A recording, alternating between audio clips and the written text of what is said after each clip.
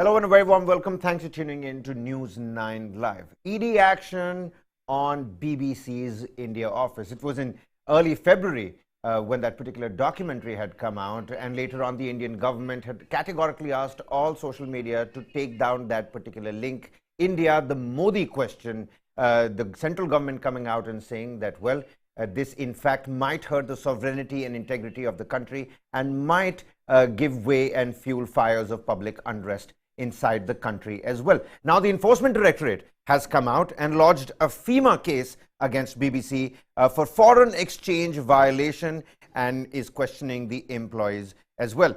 Sources are telling that the Enforcement Directorate has also called for documents and the recording of statements of some company executives under provisions of FEMA.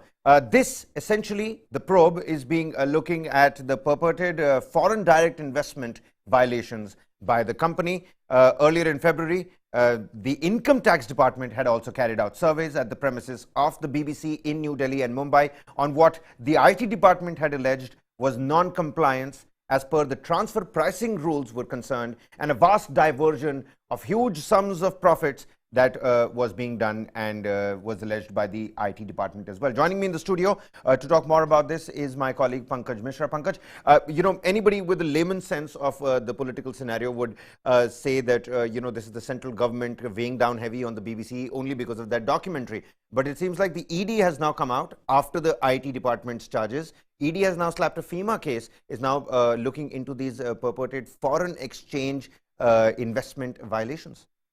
Right, indeed, Kabir, and for that aspect, we also must understand that when a foreign company, third company, operates in a different company, in a different country altogether, the rules of the land apply on it equally. And remember when the February raid happened, that time as well, the initial reference that was made was as a blowback to the documentary, right. The Modi question, which was aired on BBC, and later on the clips were circulated in India as well. But obviously the probe agencies made it clear that it has got nothing to do with that. Rather, it was some transactions that they were looking at. Now the Enforcement Directorate is looking at the FEMA, alleged FEMA violations. Foreign Exchange Management Act is something that, as the name suggests, deals with the influx of money, both from a third country to the mother nation or mother country, or from vice versa, from India to other countries.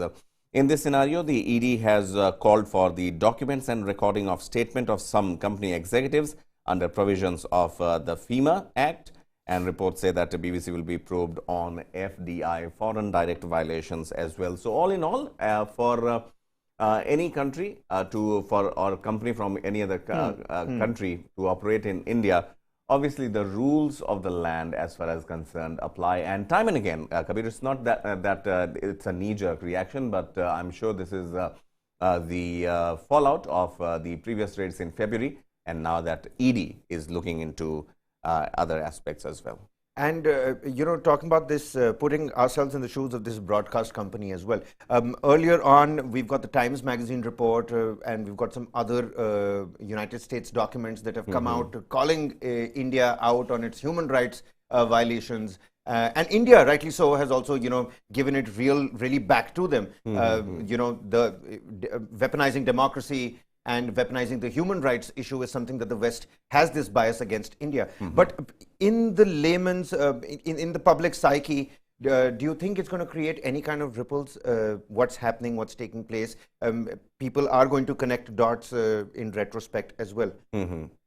Well, politics aside, if I may speak in terms of just the media freedom and the role of media and the value of it also, then Kabir, it's not many people would disagree that BBC holds a distinct identity when it comes to either news dissemination or news gathering, for that matter. And for a country like India, which caters to almost 120 million people, and the kind of viewership that it garners here is something is beyond question.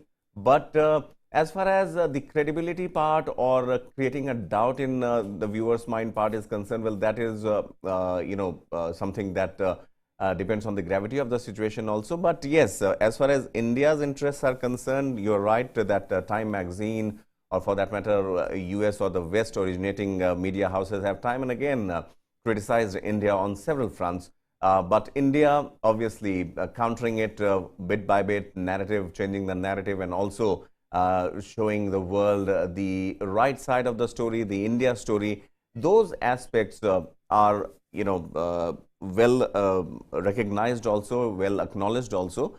And as far as if you talk about the role of BBC in India, then I think it's only a foreign company operating in India, which has to follow the FDI rules, which is the Foreign Direct Investment rules. Also, the money that it gets to run its business here and the money that it sends back to UK is something that any country, be it a European country, be it an African country, they would keep a close eye on that, because if not properly checked, then I'm not saying that BJP, but these become the channels and the medium for money laundering.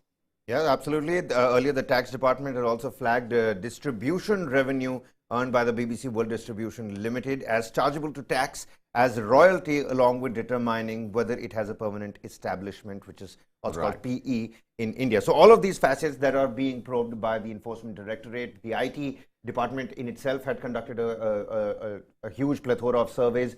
A lot of other books, accounts, and company executives are going to be questioned. A particular statement hasn't been put out by the BBC. What does it mean for the media broadcasters' credibility in the country? And what does it mean? What does it say about India taking charge and giving it back to BBC when it came to that particular documentary and bashing the West on its bias against India? We'll have to wait and watch. But we're going to keep our ears to the ground on this particular developing story. Many thanks for joining with us. Many thanks, Pankaj, for those insightful inputs. We're going to continue with content on the other side. Don't go anywhere. Keep it with News9 Live.